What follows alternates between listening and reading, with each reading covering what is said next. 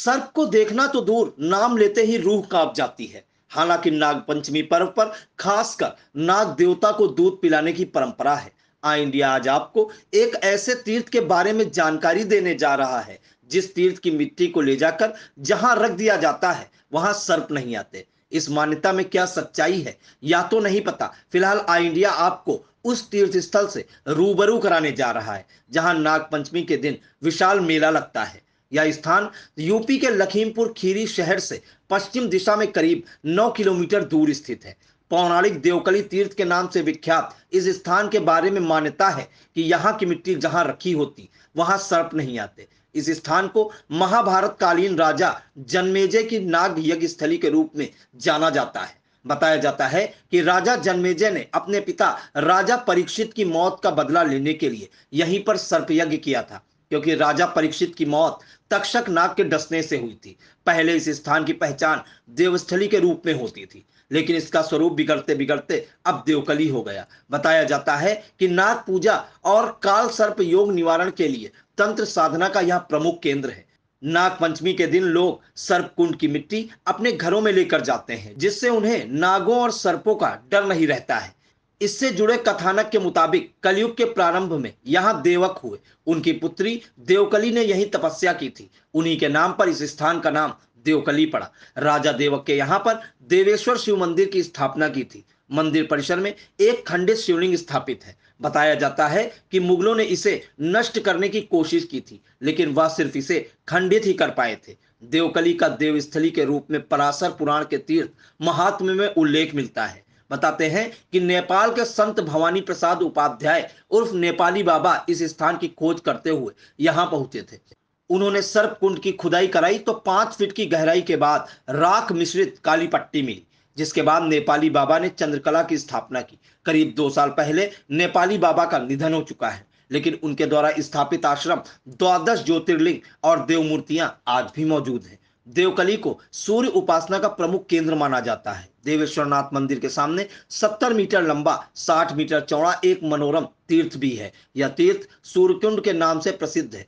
आइए जानते हैं कि मंदिर के महंत प्रमोद महाराज ने तीर्थ स्थान का महत्व बताते हुए क्या कहा। मैं महंत प्रमोद जी महाराज चंद्रकला संस्कृत विद्यापीठ चंद्रकला आश्रम में निवास करता हूँ। और ये देवकली तीर्थ देवस्थली के नाम से जाना जाता था। ये लगभग आज से 5 या 200 वर्ष पुराना तीर्थ है। यहाँ राजा देवक राज्य करते थे। देवक की पुत्री का नाम था देवकली। देवकली ने भगवान शंकर से वरदान मांगा, उन्होंने तपस्या करके कि हम प्रयागराज से शादी करेंगे। भगवान शंकर जी प्रकट होकर के उनको वरदान दिया कि आपकी शादी प्रयागराज से होगी। देवकली माता की शादी प्रयागराज से हुई। प्रयागराज जी के साथ में जब शादी हुई तो बारात में देवता यक्ष गंधर्व सभी लोग आए। पहले चलन था जो बारात आती थी तो 5 दिन 10 दिन 15 दिन रुकती थी जनवासे में। तो सभी देवता लोग यहाँ निवास किए बारात ससुराल में आकर के प्रयागराज जी के। तो उन्होंने ये सोचा कि हम लोग यहाँ से चले जाएंगे तो अपने अवशेष रूप में हम यहाँ क्या छोड़ जाएं। और चूँकि 15-20 दिन यहाँ रुकना हुआ बारात का तो पूजन भी करना था, तो उन देवताओं ने मिलकर के भगवान देव देवेश्वर की स्थापना करवाया यहाँ पर। और ये जो तीर्थ है आपके सामने देव तीर्थ है, इसको देवताओं ने ही खुदवा करके प्रतिष्ठित किया। और उसके बाद महाभारत में जो राजा परीक्षित के श्राप, ऋषि के श्राप के कारण तक्षक नाग ने डस लिया है, राजा की मृत्यु हो गई। तो उनके पुत्र जो राजा जन्मेजय थे, प्रतिशोध की भावना से उन्होंने सर्प विनाश यज्ञ किया। उसमें ऋषियों से, ब्राह्मणों से, आचार्यों से पूछा कि कौन सा यज्ञ किया जाए जो जिस सर्प ने हमारे पिता को डसा है उस सर्प के कुल को ही हम नष्ट कर दें। विचार विमर्श हुआ तो सर्प विनाश यज्ञ की बात आई कि सर्प विनाश यज्ञ किया जाए। उस मंत्रों में ये ताकत होती थी कि जो भी काम किया जाए निष्ठापूर्वक सफल होता था। तो उसमें सर्प विनाश यज्ञ चल रहा था। सभी जो सर्प लोग थे वह आकर के उसमें कुंड में अपने आप गिर रहे थे मंत्रों की ताकत के बल से। जो तक्षक था जिसने राजा परीक्षित को डसा था वो जाकर के इंद्र के इंद्रासन में लिपट गया। तो ऋषियों ने, आचार्यों ने कहा कि हे राजन, अब वो तक्षक नाग नहीं आ रहा है और तो लगभग सभी कुल 8 कुल बचे हैं, बाकी से सब नष्ट हो गए हैं। तो राजा ने कहा कि वही तो हमारा शत्रु है, उसको भी बुलाया जाए। तो जो ब्राह्मणों ने मंत्रोच्चार के साथ इंद्र का इंद्रासन भी आगे आकर के मंडराने लगा तीर्थ ये कुंड के चारों तरफ। तो जो नागों के जो भांजे थे आस्तिक मुनि जी, वो ब्राह्मण के वेश में आकर के और राजा के समक्ष प्रकट हुए। उन्होंने वरदान मांगने के लिए याचना किया। तो राजा ने कहा कि हम वरदान देंगे, मांगिए ईश्वर क्या चाहिए। तो उन्होंने वचन ले लिया। फिर उन्होंने वही सर्प जो तक्षक इंद्र के इंद्रासन में लिपटा था उसको दान में मांग लिया।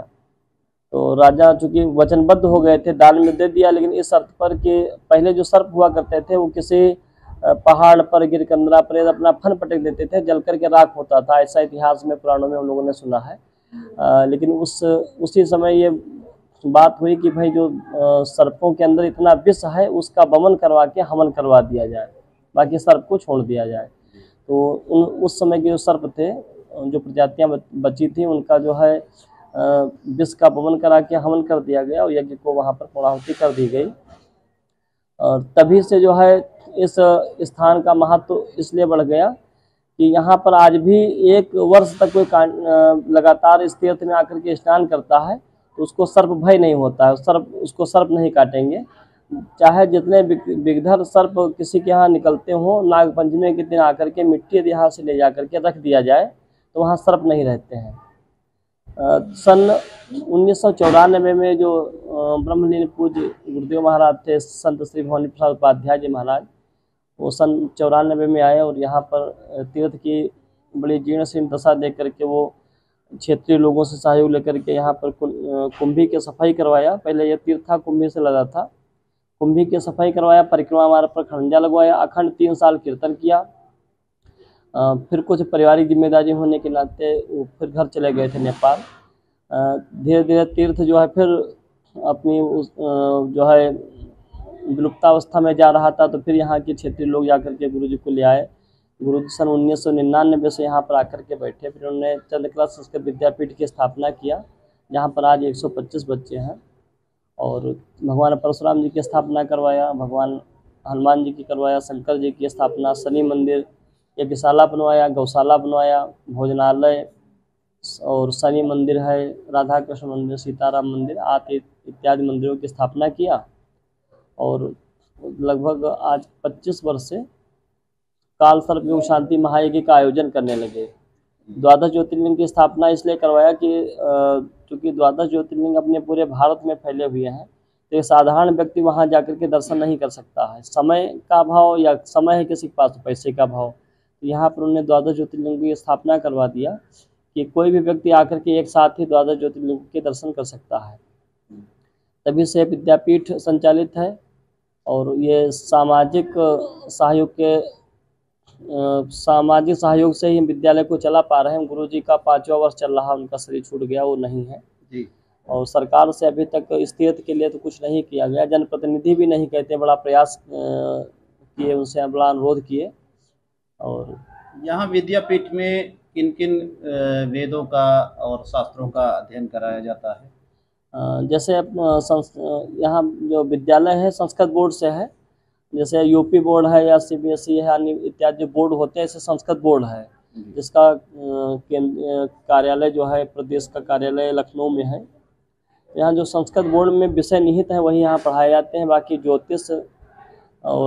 ज्योतिष का है या जो अपने सनातन धर्म में जो 16 संस्कार होते हैं उनकी शिक्षा अलग से दी जाती है। बाकी शुक्ल यजुर्वेद का अध्ययन होता है, लघु सिद्धांत कौमुदी व्याकरण का है, साहित्य का है, और बाकी गणित, अंग्रेजी, हिंदी, विज्ञान सब है। जो संस्कृत बोर्ड ने अभी एक निर्धारित किया है कि अब अंग्रेजी अनिवार्य कर दी गई है, कंप्यूटर भी अनिवार्य कर दिया गया है। तो कंप्यूटर और अंग्रेजी के लिए हम लोग इस वर्ष से पढ़ाने की व्यवस्था बना लिए हैं। तो क्या संदेश देना चाहेंगे आप इंडिया के माध्यम से लोगों को कि हम इंडिया टीवी के माध्यम से हम ये संदेश देना चाहेंगे कि यहाँ की जो जनप्रतिनिधि हैं, इतना प्राचीन तीर्थ है, 5,200 वर्ष पुराना तीर्थ है और ये आज बड़ी जीर्ण शीर्ण अवस्था में है। क्षेत्रीय लोगों का यहाँ आवागमन बहुत होता है। यहाँ सावन में हर सोमवार को बहुत भंडारे होते हैं, हजारों की संख्या में लोग आते हैं। हर अमावस्या को मेला लगता है। सावन में तो 300 दिन मेला लगता है। आपकी जो कि पुरुषोत्तम मास था 2 महीने का सावन हुआ, 2 महीने से काफ़ी बड़ा मेला लग रहा है। तो जनप्रतिनिधि अब आपके टीवी के माध्यम से हम जनप्रतिनिधियों से और सरकार से हम ये अनुरोध करना चाहेंगे कि इस तीर्थ के लिए यदि यहाँ पर तीर्थ का घाट बनवा दिया जाए, सुलभ शौचालय बनवा दिया जाए, आरओ लगवा दिया जाए, तीर्थ की जो है बाउंड्री करवा दिया जाए, तो कम से कम ये तीर्थ जो एक ऐतिहासिक तीर्थ है ये बना रहेगा, ये विलुप्त तो नहीं होगा। एक अंतिम प्रश्न आपसे करना चाहेंगे, ये काल सर्प योग यज्ञ क्या है? जी, जन्मांक में कुंडली में 12 भाव होते हैं, नवग्रह हैं। तो जब राहु केतु के बीच में सारे ग्रह आ जाते हैं तो काल सर्प योग बन जाता है। काल सर्प योग की स्थितियाँ अलग अलग होती हैं। 12 प्रकार का तो प्रमुख काल सर्प योग होता है, बाकी 3456 प्रकार का काल सर्प योग होता है। जिस व्यक्ति में काल सर्प योग दोष पाया जाता है विकास के सारे मार्ग भटक जाता है। पढ़ाई लिखाई में दिक्कत होती है, घर में कहीं ना कहीं कोई बीमार, अधिकतर कोई बीमार बना रहता है, स्वप्न में सर्प दिखाई देना, हर काम में अड़चन आना, कोई भी काम करें बनते बनते बिगड़ जाना, शादी विवाह में देर होना, शादी विवाह हो गई तो बच्चे न होना या बच्चे बीच में ही खराब हो जाएं, ये सब दिक्कतें होती हैं। तो उस एक नाग पंचमी के दिन पूज्य गुरुदेव जी द्वारा स्थापित यह व्यवस्था है। नाग पंचमी के दिन हम लोग काल सर्प योग शांति महायज्ञ करते हैं। दूर दराज से काफ़ी लोग आते हैं यहाँ पर और कोशिश होती है कि सुबह से शाम तक एक शिफ्ट वाइज उनका सबका जो है पूजन सबका करवा दिया जाए, रुद्राभिषेक, हवन, सर्व विसर्जन, और जो कपड़े पहन के पूजा होता है उसको शरीर पोछ के फेंकवा दिया जाता है, प्रसाद दे दिया जाता है। भगवान से कामना की जाती है देवादेव महादेव से इनका काल सर्प दोष दूर हो और इनके जीवन में मंगल ही मंगल हो। बीएस एजुकेशनल महाविद्यालय लखनऊ विश्वविद्यालय से संबद्ध छात्र छात्राओं के लिए उत्कृष्ट शिक्षण संस्थान बीए, एमए, बीकॉम, एमबीए व अन्य कोर्सेज के लिए आज ही संपर्क करें। खैराबाद, बिस्वा रोड, पकरिया, सीतापुर। सत्र 2023-24 के लिए प्रवेश प्रारंभ।